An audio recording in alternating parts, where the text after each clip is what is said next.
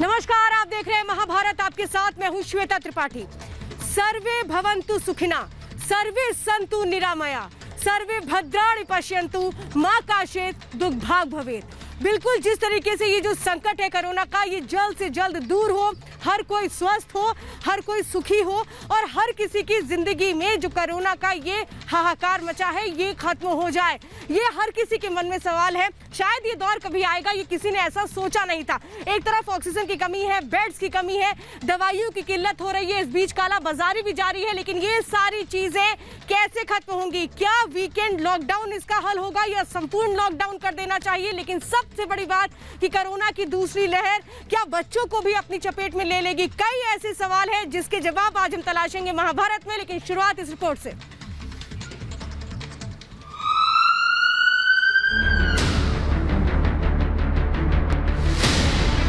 लाचारी, बेबसी और मजबूरी की ये तस्वीरें कोरोना की दूसरी लहर की रफ्तार बताने के लिए काफी हैं। राजकोट के सिविल अस्पताल के बाहर एम्बुलेंस में कोरोना के मरीज अपनी बारी का इंतजार कर रहे हैं।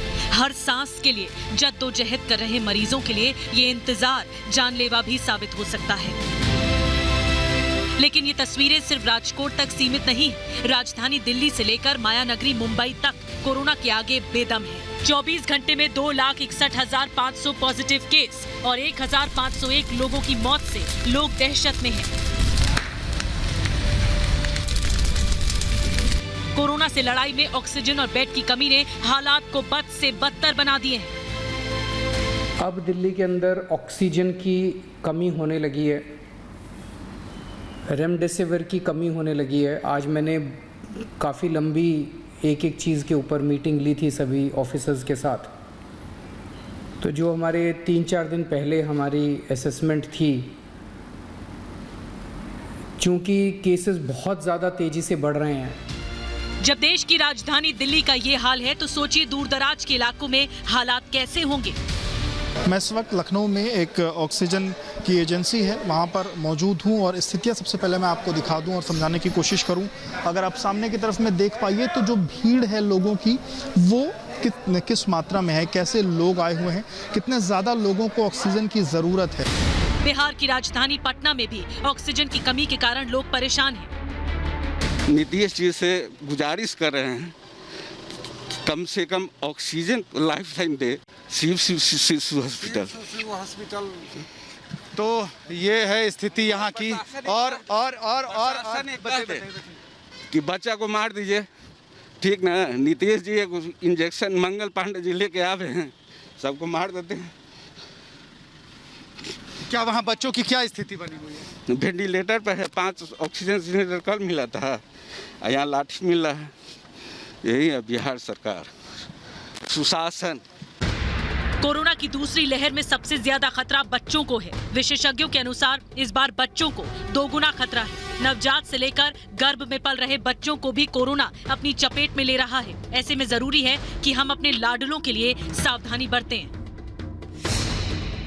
एक तरफ कोरोना के कहर से देश में हाहाकार मचा है तो दूसरी ओर इस मौके का फायदा उठाने में जुटे कालाबाजारियों पर रिपब्लिक के खुलासे के बाद कार्रवाई जारी है। रिपब्लिक की खबर का असर ये हुआ कि एक के बाद एक राज्यों में इंजेक्शन चोर और धंधेबाज पकड़े जा रहे हैं। अब तक रायपुर से 2 आरोपी, पुणे से 4, सूरत से 6, गुरुग्राम से 3 पकड़े जा चुके हैं। यानी दवा के सौदागरों के बुरे दिन आ चुके हैं। कोरोना के खिलाफ इस युद्ध में मोदी सरकार एक्शन में है। Bureau report, Republic Bharat. तो जिस तरीके से अस्पतालों में बेड की कमी है, लाचारी है, बेबसी है और ये जो मंजर है जब आंखों के सामने आता है तो दिल बेचैन उठता है। लेकिन ये चीजें खत्म कैसे होंगी, हर किसी के मन में यही सवाल है। और महाभारत में आज हम जिन सवालों के साथ आज आपका हम तारुफ कराएंगे वो हमारे बहुत अहम सवाल है। सवाल ये है, पहला सवाल मैं महाभारत में ये कर रही हूँ, वीकेंड कर्फ्यू से लॉक होगा कोरोना? क्या वीकेंड कर्फ्यू से कोरोना का ये संकट कम हो जाएगा या फिर खत्म हो जाएगा? दूसरा सवाल महाभारत में होगा, ऑक्सीजन के लिए हाहाकार है, सिस्टम क्यों लाचार है, क्यों बेबसी नजर आती है? तीसरा सवाल होगा, कोरोना की दूसरी लहर बच्चों के लिए कितनी घातक है और बच्चों को कैसे बचाया जाए? चौथा सवाल महाभारत में होगा, क्या पूर्ण लॉकडाउन से ही बनेगी बात, कोरोना का संकट खत्म होगा? और जो खास मेहमान इस वक्त मेरे साथ जुड़ चुके हैं उनमें मेरे साथ इस वक्त बीजेपी के स्पोक पर्सन जुड़े हैं राजीव जेटली, स्वागत है आपका। हमारे साथ डॉक्टर भी जुड़ेंगे, पद्मश्री डॉक्टर मोहसिन वाली हमारे साथ जुड़ेंगे, डॉक्टर DK गुप्ता मेरे साथ जुड़ चुके हैं, पेडिट्रिशियन है, सर स्वागत है। AK वाजपेयी मेरे साथ जुड़ चुके हैं, नेशनल स्पोक पर्सन है LJP के। मेरे साथ डॉक्टर विशाल मिश्रा भी जुड़े हुए हैं, आजाद खालिद जुड़े हैं, अजय वर्मा मेरे साथ जुड़े। डिबेट की शुरुआत मैं करना चाहती हूँ आजाद खालिद और राजीव जेटली आपके साथ। आजाद खालिद जी, ये वो वक्त है जहां मुझे लगता है राजनीति से अलग सब कुछ सोच लेना चाहिए कि कैसे देश में जो संकट है ये खत्म हो जाना चाहिए और सबके सुर एक हो जाने चाहिए, ताकि वो लोग जो इस वक्त परेशानी से जूझ रहे हैं उनकी समस्याओं को कम किया जाना चाहिए। तो क्या आपको लगता है कि संपूर्ण लॉकडाउन ही एक हल होगा? देखिए, हमने हमेशा ये कोशिश की है, चाहे हमारी सत्ता रही हो चाहे आज रहे हो, हमने हमेशा देश को सर्वोपरि माना है। वाजपेयी जी को अगर UN में भेजा है कांग्रेस ने, तो ये साबित किया है कि विपक्ष की जिम्मेदारी जितनी है, आज भी हम ये सोचते हैं कि देश को एक साथ होकर एक साथ मिलकर इससे लड़ना चाहिए। लेकिन PM आसनसोल में आज कह रहे हैं कि 2 मई को दीदी को भूतपूर्व CM का सर्टिफिकेट देने के लिए जनता बुलाएगी, और गृह मंत्री कह रहे हैं कि 2 मई को दीदी का पैर ठीक हो जाएगा ताकि वो चलकर इस्तीफा देने आ जाएं। यानी अगर बात करें तो एक कदम गलत उठ गया था राह शौक में, तमाम उम्र मंजिल हमें तलाशती रही। यहाँ पर एक कदम नहीं बल्कि कदमों की अगर गिनती करेंगे तो तमाम ऐसे कदम हैं जो गलत उठते रहे। अगर आप बात करें, अमेरिका से फ्लाइट नहीं बंद की गई, कोरोना शुरू हो गया था, तमाम चीजें। आजाद जी, कर दी ना आपने वही बात जिसको मैंने शुरुआत में ही कहा था कि राजनीति नहीं करनी चाहिए, कर दी ना आपने वही बात। आजाद जी, आप भी तो हर दिन टीवी पे बैठ के यही कर रहे हैं। राजीव जेटली जी, मैंने कार्यक्रम की शुरुआत में ही कहा था कि राजनीति से अलग क्या हम मिलकर के एक समाधान नहीं सोच सकते? क्या इस बात से अलग हम नहीं सोच सकते? शुरुआत कर दी आजाद जी ने आज भी ऐसे। राजीव जेटली, आसनसोल में अगर PM जनता की बात छोड़कर वो जो है ना, सर मैं चुनाव की बात नहीं कर रही हूँ, मैं चुनाव की बात नहीं कर रही हूँ, मैं चुनाव की बात नहीं कर रही हूँ, मैं समाधान की बात कर रही हूँ। आप चुनावी मुद्दा मत बनाइए कोरोना को। सिर्फ जनता को जिम्मेदार बनाने का ठेका ले लिया है। मैच्योरिटी भी एक चीज होती है, मैच्योरिटी भी एक होती है। गंभीर विषयों के ऊपर गंभीर विषयों पर जब चर्चा होती है तो मुझे लगता है गंभीरता के साथ करी जानी चाहिए। ये इसलिए चिल्ला रहे हैं, आप कोरोना की तरह मेरे कानों में मत घुसे प्लीज, आप कोरोना की तरह मेरे कानों में मत घुसे, मुझे बोलने दें। आप बोल चुके हैं जो आपने बोलना था, हो गई आपकी राजनीति, हो गई आपकी राजनीति। कुछ नहीं हासिल होने वाला इस बात से, आपका ज्यादा बोलने से कुछ हासिल नहीं होने वाला। ये सब्जेक्ट बहुत गंभीर है, ये चिल्ला चिल्ली वाला सब्जेक्ट नहीं है जिसमें आप चिल्लाते चले जाए और मैं सोचूंगा कि आपसे भिड़ता चला जाऊंगा। यहाँ बोलिए, मैं चुप करके सुन रहा हूँ, आप बोलते रहिए। गंभीर है राजीव जेटली, आप कितने गंभीर हैं पूरा देश जान चुका है। आपदा में अवसर ढूंढ रहे हैं आप लोग आपदा में अवसर ढूंढ रहे हैं। आपके मंत्री जो है मध्य प्रदेश के कह रहे हैं नहीं, मुझे लगता है फिर कर देना आजाद जी। आजाद जी, आपके मंत्री मेरे मंत्री, आपके मंत्री मेरे मंत्री, कब तक करेंगे ये सब? जान जा रही है जब कोरोना है ना। एक मिनट राजीव जी, एक मिनट, राजीव जी एक मिनट, मैं आजाद जी आपसे बात पूछ रही हूँ। आजाद जी एक मिनट, नहीं मुझे बात बताइए, आप मुझे बताइए क्या कोरोना ये देख करके आ रहा है कि कौन मंत्री किसका है, कहाँ का मुख्यमंत्री है, राज्य किसका है, जनता किस राज्य की है? क्या ये देख के कोरोना आ रहा है जो आप लोग अभी भी बात कर रहे हैं कि नहीं इनके मंत्री उनके मंत्री? श्वेता, संकट को नहीं समझ रहे क्या आप? अपनी बात से पलटना मत। आपने परसों की डिबेट में आपने तृणमूल कांग्रेस के नेता से कहा कि आपका राज्य, आप और तुम तो आप ही करते हो। कल रविशंकर प्रसाद ने जिस तरह का ट्वीट किया, आपने उनसे पूछा कि किसका राज्य होता है, उन्होंने कहा कि कांग्रेस शासित राज्यों में सब कुछ है लेकिन काम नहीं हो रहा। आजाद जी, आप यहाँ पे ना सिखाइए मत और सीख जाइए। मैं तो कह रही हूँ आप सिखाइए मत, सीख जाइए कि हम इस संकट का मिलकर के सामना करेंगे। मेरी बहुत हिम्मत है, मुझे मत बताइए हिम्मत, आपकी हिम्मत है जवाब देने की। मुझे राजीव जेटली यही तो मुझे बड़ा दुख देता है कि जब मैं सही सवाल करती हूँ तो इन लोगों को इतना चुभता है कि कहते हैं कि जिम्मेदारी समझो। क्या ये अपनी जिम्मेदारी समझ रहे? मेरे अंदर बहुत हिम्मत है, मुझे मत समझाइए आप। राजीव जेटली, थोड़ी इंसानियत होनी चाहिए, थोड़ी इंसानियत होनी चाहिए। ज्यादा बोलने से आप कोरोना फैला रहे हैं। आजाद जी का जरा वॉल्यूम कम कर दीजिए, आजाद जी का वॉल्यूम कम कर दीजिए। भाषा बोल रहे हैं, थोड़ी सी भाषा का संयम रखिए। आज वो डिबेट नहीं है, आज डिबेट बहुत अलग विषय के ऊपर है।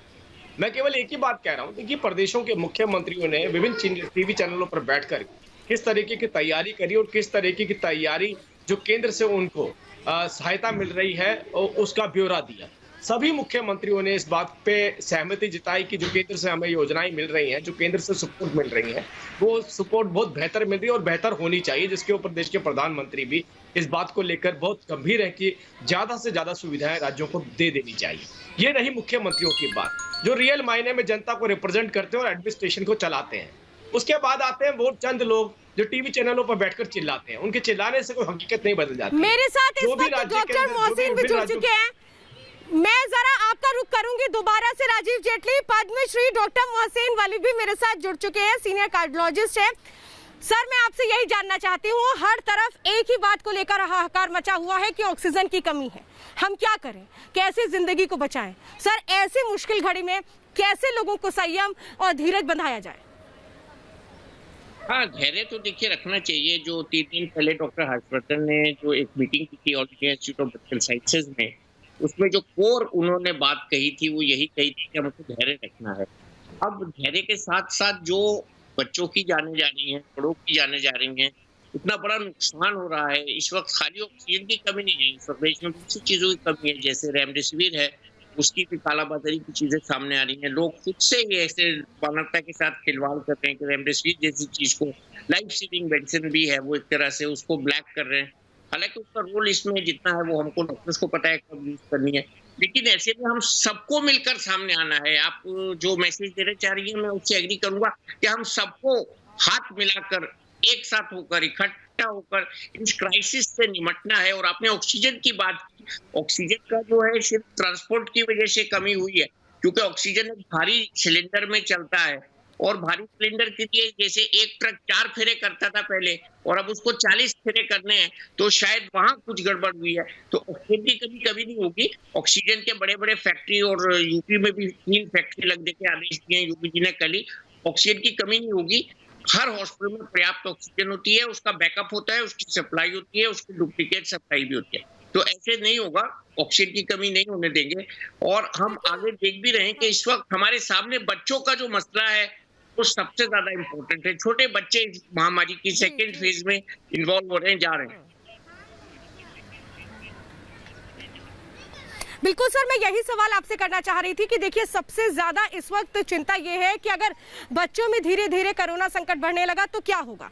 मैं यही जानना चाहती हूँ क्योंकि सर बहुत सारे दर्शक हमारे इस वक्त हमारे साथ जुड़े हुए हैं, उनको आप क्या कहना चाहेंगे कि बच्चों को किस तरीके से अलर्ट रखा जाए, उनके साथ क्या सावधानियां हो? बच्चों के लिए मैं ये कहना चाहूंगा कि जो बड़े हैं, जो माए, वो अपने को कवर रखे, मास्क को कवर रखे। देखिए मैं अपने बेडरूम में भी बैठा हूँ, मेरे पास इस वक्त भी मास्क है।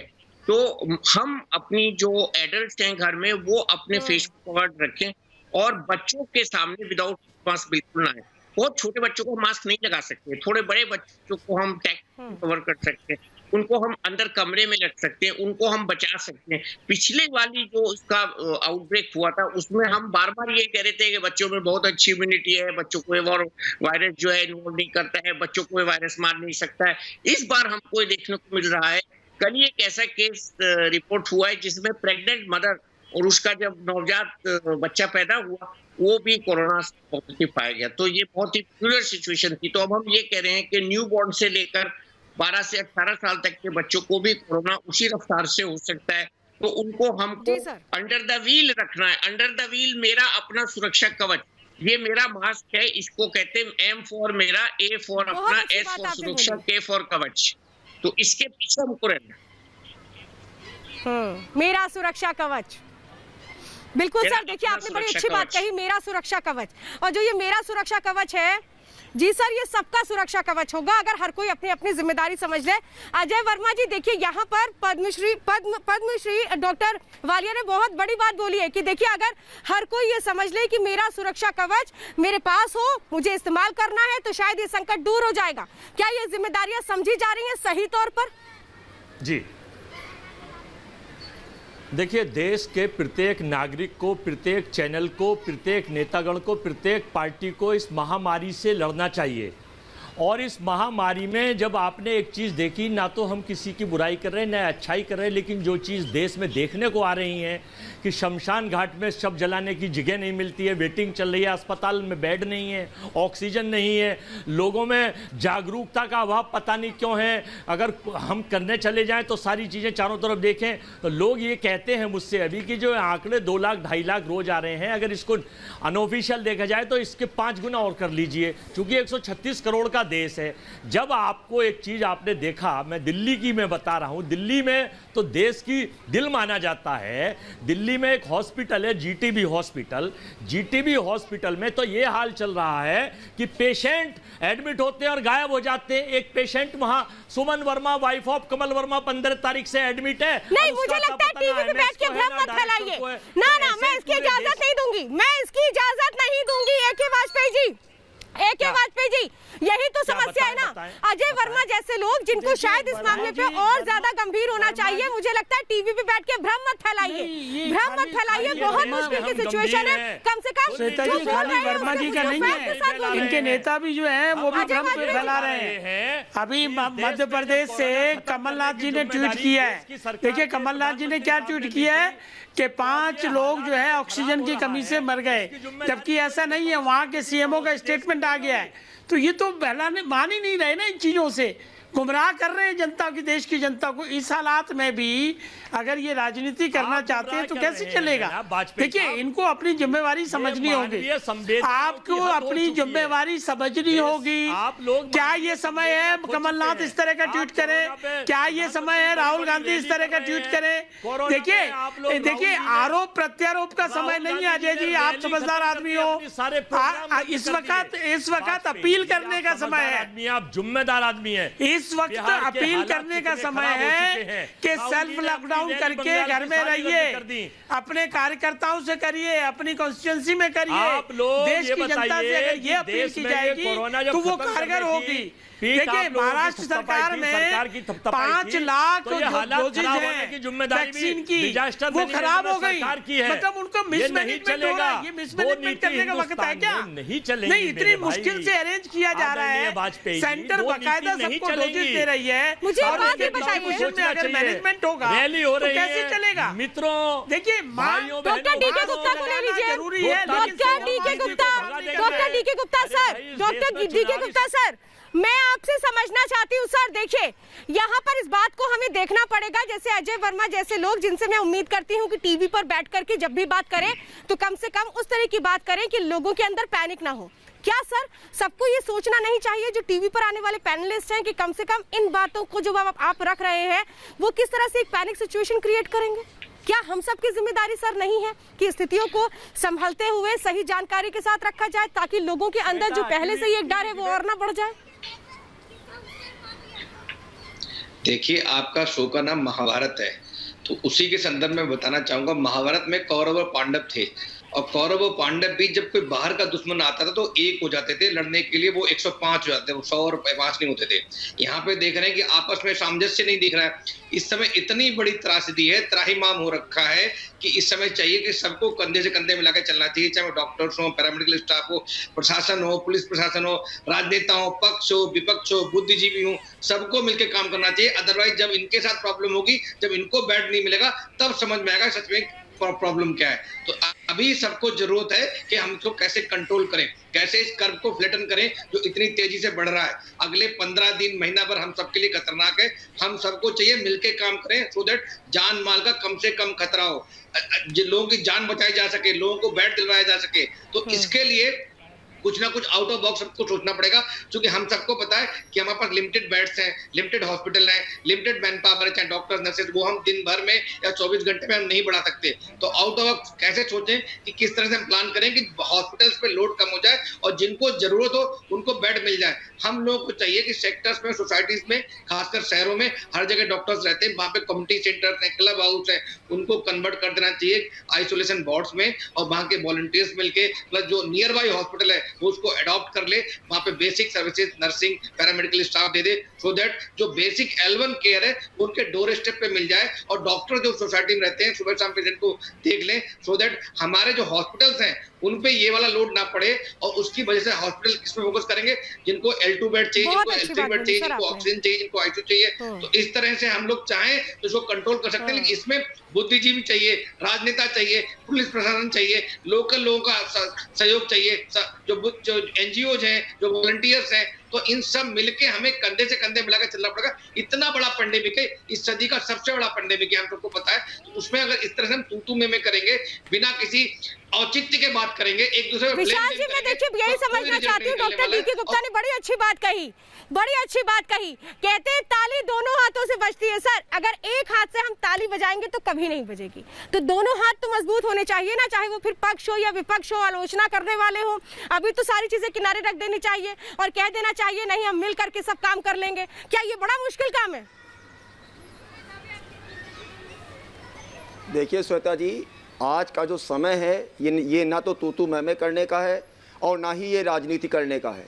आज के डेट में केंद्र और राज्य, व्यक्ति, नेता, सिविल सोसाइटी, NGO सबको एक साथ मिलकर सामंजस्य मिलाकर से काम करना होगा। ये आरोप प्रत्यारोप तो चलते रहेंगे। मेरा विपक्ष से निवेदन है मान्यवर, बेवजह भ्रम की स्थिति ना फैलाएं। सरकार के साथ, अस्पताल के साथ, सिविल सोसाइटी के साथ कंधे से कंधा मिलाकर आगे बढ़िए मान्यवर, लोगों को जागरूक करिए। हर व्यक्ति की अपनी अपनी जिम्मेदारी है आज के समय। अरे मान्यवर, मैं फिर आपसे रिपीट कर रहा हूँ, आरोप प्रत्यारोप का समय नहीं है, राजनीति कर लीजिएगा, इसके बाद भी आपको तमाम मौके मिलेंगे। आज जो परिस्थितियां हैं, ये परिस्थितियां आरोप प्रत्यारोप की नहीं है।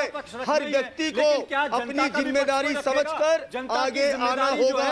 अगर रेजिडेंस सोसाइटी है तो वहाँ के रेजिडेंस एसोसिएशन को ये पूरी कोशिश होनी चाहिए कि माइक्रो कंटेनमेंट लेवल बनाया जाए, उससे बाहर बनकर शहर के लेवल पर वो आपस में सामंजस्य बनाकर वो अपना कंटेनमेंट जोन बनाए और जनता को समझाएं, जागरूक करें कि ये मास्क बहुत जरूरी है।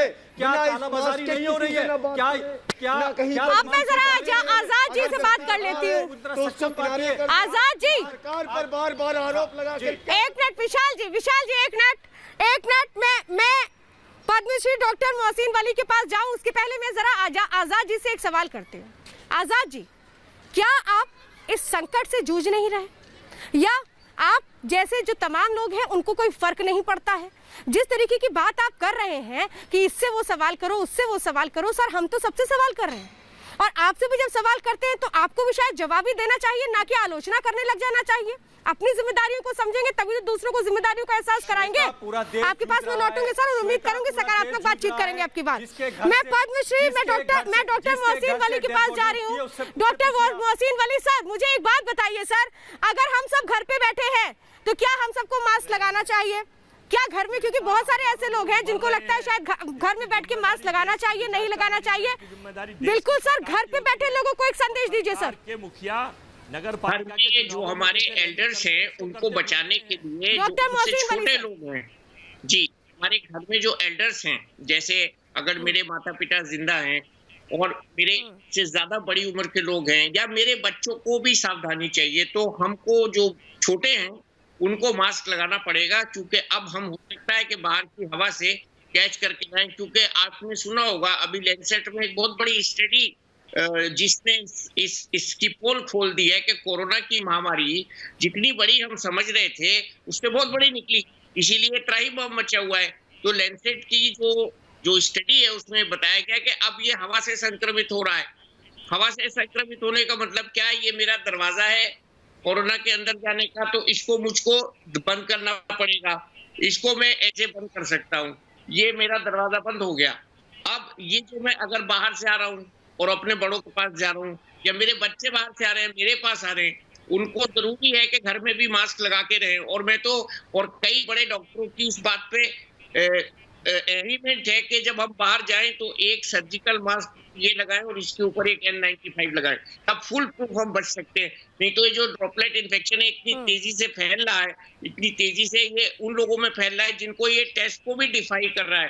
तो हमको जो एक वाहिद रास्ता है, केवल रास्ता है वो उससे बचने का है। मास्क और मास्क हमको लगाना बहुत जरूरी हो गया है और अब बिल्कुल जब तक हो सके मास्क लगा के रहें तो हम ये कह सकते हैं कि हम कोरोना वायरस के प्रकोप से बच रहे हैं। हवा के जो संक्रमण है, जो एयरबोर्न संक्रमण है, जो ड्रॉपलेट संक्रमण है, उससे हम बचे रहेंगे अगर हम मास्क का ज्यादा से ज्यादा इस्तेमाल करेंगे। सर बहुत बड़ी बात आपने यहाँ पर कही है। राजीव जेटली जी देखिए ये समझना बड़ा जरूरी है, सवाल तो हमेशा ही उठते रहेंगे, सवाल उठेंगे, सवालों का जवाब हम हमेशा लेते रहेंगे, इसमें कोई बड़ी बात है नहीं, लेकिन कम से कम संकट के बीच में वो सवाल जो कम से कम लाजमी हो वही उठने चाहिए। मैं ये जानना चाहती हूँ आपसे, हर किसी के मन में एक सवाल है। मैं आज वाराणसी से दिल्ली आई हूँ और उस दौरान भी लोग यही कह रहे थे कि क्या लॉकडाउन हो जाना चाहिए, क्या कंप्लीट लॉकडाउन लग जाना चाहिए अगर इस संकट से बचना है तो। राजीव जेटली जी देखिए, ये जो कदम है, लॉकडाउन लगना चाहिए नहीं लगना चाहिए, लगना चाहिए तो कितना लग जाना चाहिए, किन किन लोगों के ऊपर उसका प्रभाव पड़ सकता है, किन की जीविका जा सकती है, किन का रोजगार जा सकता है, कौन लोग डेली वेजेस पे सर्वाइव करते हैं, ये सारे मापदंड प्रशासन सरकारें मिलकर के तय करती हैं। इसमें राज्य सरकारें भी होती हैं और केंद्र सरकार। ये कोई ऐसे सब्जेक्ट नहीं है जो किसी डिबेट पर बैठ के फिर आ गए बीच में, ये फिर से बीच में आ गए। अच्छे नहीं लग रहे आज आजाद साहब, अच्छे नहीं लग रहे आप अच्छे नहीं लग रहे, उम्र हो जाएगी ऐसा करते हुए अच्छे नहीं लग रहे। आपकी गंभीरता ऐसा कुछ नहीं मिलने वाला, आपको अपनी कुछ नहीं मिलने वाला, कुछ नहीं होने वाला। जिस भी राजनीतिक पार्टी से आते हैं उनका सर्वाइवल इस बात से नहीं होगा कि आप डिबेट पे ज्यादा बोलें या आपका सर्वाइवल इस बात से होगा कि आप ज्यादा बोल रहे हैं। देखिए, गंभीरता से चर्चा करते हैं, विषय बहुत गंभीर है, सुनिए तो सही। तरीका नहीं, कोई तरीका नहीं है, कोई तरीका नहीं। आप जैसा एक व्यक्ति अस्पताल में पहुंच जाए, मरीज वैसे ही बेचारे अपनी जान दे। आजाद जी आज हम डिस्कशन कर रहे हैं, आजाद जी आज हम डिस्कशन कर रहे हैं, डिबेट नहीं कर रहे हैं। आजाद जी मुझे लगता है अपने विचारों को थोड़ा खोल लीजिए, राजीव जी अपने विचारों को थोड़ा खोल लीजिए। आजाद जी आज जनता समझ आज हम डिस्कशन कर रहे हैं। राजीव जेटली जी आप धैर्य रखिए, थोड़ा धैर्य रखिए। हाथ जोड़ के प्रार्थना कर रहा हूँ आपसे, मैं हाथ जोड़ के प्रार्थना कर रहा हूँ आपसे। इतने वरिष्ठ डॉक्टर यहाँ बैठे हैं जो आपको इतनी अच्छी राय दे रहे हैं, बीच में पता नहीं आप कहाँ से, बीच में कहाँ से आप खीर के अंदर मिर्ची डाल जाते हैं।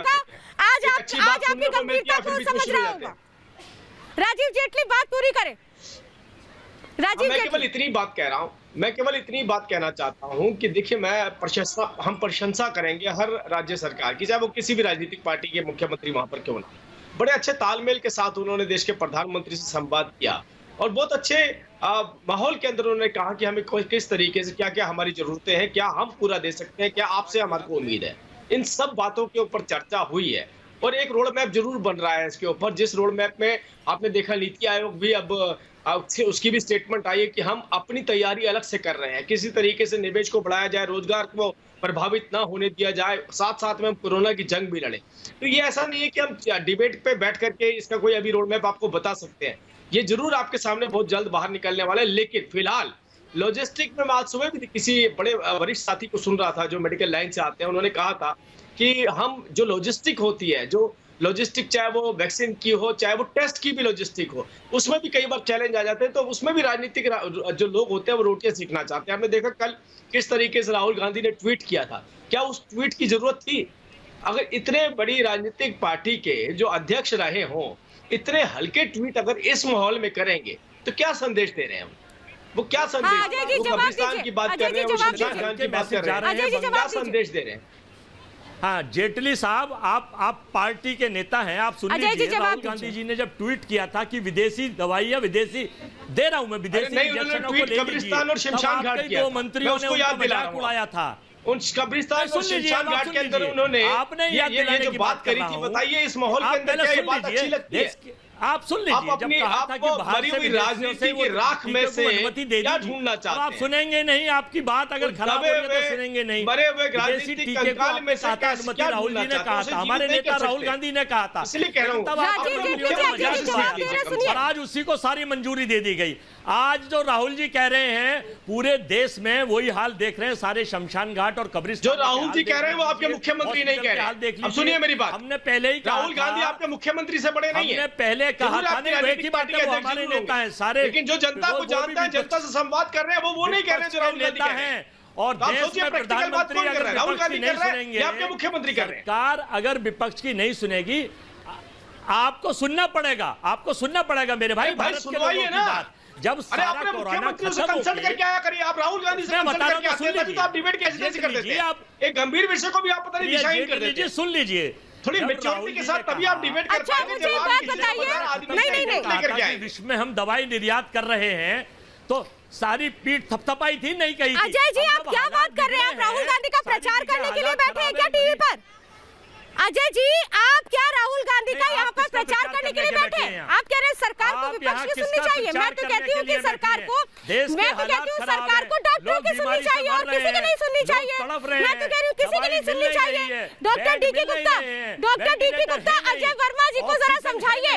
अजय वर्मा और आजाद खालिद जैसे लोग टीवी पे बैठ के भ्रम फैला रहे हैं।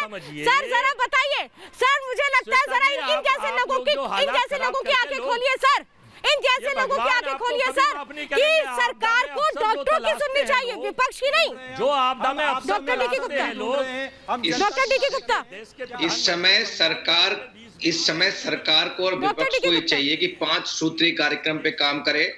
अगर 5 सूत्री एजेंडे पे हम लोग काम करते हैं तो कहीं ना कहीं हम इसको कंट्रोल कर लेंगे। पहला है कि हम प्रिवेंशन मतलब वैक्सीनेशन को बहुत तेज करें, नई कंपनीज को इनवाइट करें, प्रोडक्शन बढ़ाएं, सपोर्ट करें, आउटरीच प्रोग्राम्स करें वैक्सीनेशन के, कैंप में, सोसाइटीज में, आरडब्ल्यूएस में, रेजिडेंट्स में, कॉर्पोरेट्स में, कई स्कूल्स में, सब जगह कैंप लाके वैक्सीन को बहुत तेज करें, कम से कम 4 गुना तेज करें। Number 2, precaution, that is Covid appropriate behaviour. जैसे सरकार ने अब सख्ती से कदम उठाया, ऐसा पहले उठाना चाहिए था। और जिन सरकारों ने, राज्यों ने अभी तक नहीं उठाया, उनको सबको कोविड मास्क पहनने पे और फिजिकल डिस्टेंसिंग पे और धारा 144 पूरे में लगा देनी चाहिए। तीसरा, पार्शियल लॉकडाउन पूरे देश में, जहां भी कोई भी गैर जरूरी चीजें हैं, कोई भी अनावश्यक गतिविधियां हैं, उन सबको बंद कर देना चाहिए। चाहे वो राजनीतिक रैली हो, सब सांकेतिक होनी चाहिए, चाहे धरना प्रदर्शन हो, किसान हो, चाहे धर्मगुरु का आयोजन हो, चाहे कुंभ हो, चाहे स्कूल्स हो, एजुकेशन हो, परीक्षाएं हो, जो मॉल्स हो या रेस्टोरेंट्स हो, पब्स हो, इन सबको अगले 2 से 3 महीने के लिए टेम्पररी बंद कर देना चाहिए। अदरवाइज इस वेव को रोकना बहुत मुश्किल होगा। चौथी बात जो मैं पहले ही बता रहा हूं, हमें अपने लिमिटेड इंफ्रास्ट्रक्चर में कैसे मैक्सिमम लोगों को बेनिफिट देना है, मैक्सिमम लोगों को कैसे ट्रीटमेंट करना, तो कहीं ना कहीं सरकार के थिंक टैंक को आउट ऑफ बॉक्स सोचना चाहिए कि इस करंट सिचुएशन में हम ज्यादा से ज्यादा लोगों को कैसे हेल्प कर सकते हैं, कैसे मदद कर सकते हैं, कैसे जान बचाव कर सकते हैं। लिमिटेड जो छोटे हॉस्पिटल को, कौन से ऐसे एरिया हैं जिनको हम हॉस्पिटल में कन्वर्ट कर सकते हैं, कौन से एरिया जिनको हम L1, L2, L3 बना सकते हैं। तो कहीं ना कहीं पक्ष और विपक्ष को सबको मिलकर इस टाइम एक ही एजेंडा है, दैट इज इलाज, ट्रीटमेंट, उस पर फोकस करें कि बाकी चीजें इस टाइम कंट्रोल करना मुश्किल है। पैनिक सिर्फ इलाज की वजह से, ऑक्सीजन की वजह से, रेमडेसिविर की जगह से, आईसीयू बेड की वजह से, तो इस पे हमें काम करना चाहिए। और इस पे सेग्रीगेशन ऑफ बेड, कि कौन सा मरीज हॉस्पिटल में जाए, ये बहुत इंपॉर्टेंट है। कौन सा होम केयर में ठीक हो सकता है, उसको कैसे मैनेज करें, उसका पैनिक कैसे कंट्रोल करें, इस तरह की बातें हम ना दिखाएं, इस तरह की बहस ना करें जिससे समाज में पैनिक क्रिएट हो। हमें कहीं ना कहीं समाज को इस समय कंट्रोल करने की जरूरत है, वो हमारे अच्छे विचारों से और आपस में सामंजस्य जी। बहुत अच्छी बात सर कही कि देखिए आपस में सामंजस्य होना बहुत जरूरी है, क्योंकि आरोप प्रत्यारोप सवालों का जो दौर है वो आगे हमेशा जारी रहेगा। जिंदगी है तो सब कुछ है। मुझे आजाद जी और अजय जी, मुझे समझ में नहीं आता आप लोग कैसे रहोगे भाई। समस्या इतनी विकट है, राजनीति अभी भी नहीं छोड़ते, क्या है आप लोग भाई। डॉक्टर मोहसिन वली, मैं आपसे समझना चाहती हूँ, डॉक्टर मोहसिन वली को लीजिए जरा और दोनों की ऑडियो कम करिए, आजाद जी की ऑडियो और अजय जी की ऑडियो कम करिए। डॉक्टर मोहसिन वली, मैं ये सर समझना चाहती हूँ कि अचानक से हमने देखा कि किस तरह से रेमडेसिविर इंजेक्शन की कालाबाजारी शुरू हो गई, फेविफ्लू मेडिसिन बाजार में अनअवेलेबल हो गई, यानी उनकी अवेलेबिलिटी खत्म हो गई। सर क्या ये सब कुछ एक भ्रम की वजह से हुआ?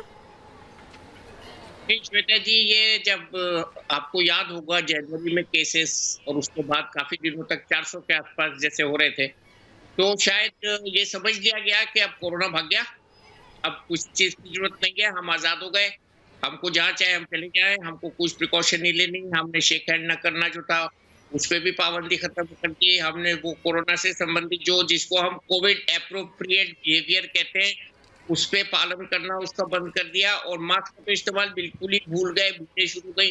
अच्छा, ट्रांसपोर्ट भी खुल गया, उस दौरान गवर्नमेंट की भी कुछ जिम्मेदारियां थी तो गवर्नमेंट ने अपनी जिम्मेदारियां पूरी करी, स्कूल भी खुले, ट्रांसपोर्ट खुला, खासतौर से दिल्ली में जो मेट्रो जैसी सवारी जो बहुत यूजफुल थी एक गरीब आदमी के लिए, उसको खोलने की जरूरत पड़ी। इसी तरह से बस को खोलना पड़ा और स्कूल खोलने पड़े, और उसके साथ साथ ये मनोरंजन के जो साधन है जिनका हम अब नाम दे रहे हैं, पब्स हैं, पिक्चर हॉल्स हैं, इनको खोलना पड़ा। और जहां जहां भी भीड़ इकट्ठी हो सकती थी उस सब जगहों पे हम ये भूल गए कि शायद कोरोना जो है उसकी प्रिकॉशन हमको नहीं भूलनी है, वो प्रिकॉशन नहीं भूलनी थी। हमको मास्क लगा के ही पिक्चर हॉल जाना था, मास्क लगा के ही मेट्रो में चलना था, मास्क लगा के ही हमको बाहर निकलना था। और वो कोविड एप्रोप्रिएट बिहेवियर जो हमारे अंदर से निकला है उसको नतीजा ये हुआ कि एकदम से आईफिल टावर की जो कर्व है उस तरह की कर्व से ये ऊपर चला गया, डोम शेप कर्व से नहीं गया। यही बात है जो एक लापरवाही के तौर पर हमें देखने को मिल रही है। डॉक्टर मोहसिन वली, मुझे यहाँ पर आप सभी को रोकना होगा और इस वक्त बिहार के मुख्यमंत्री नीतीश कुमार कोरोना को